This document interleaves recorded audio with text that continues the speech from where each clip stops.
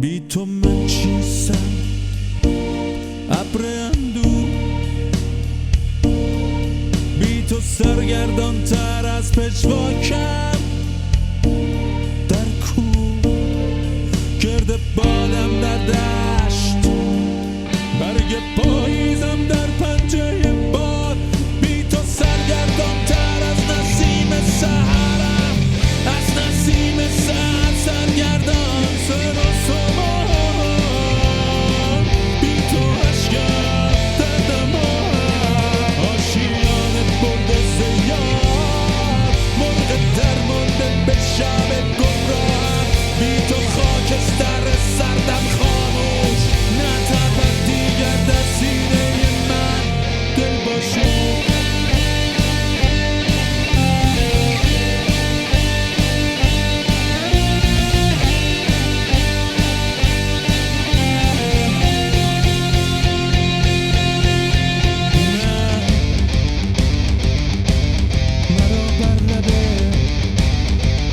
بانگ شادی نخروش، بی تو دیو وحشت هر زمان میدرم،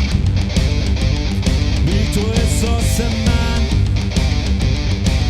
از زندگی بی بنیاد، من در این دوره بیدادری هر دم کاسن کاییدن کاهش جانم کم کم، چه کسی خواهد دید مردنم را بی تو،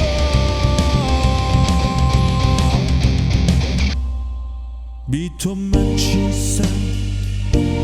ابر اندوه، بی تو سرگردان تر از پژواکم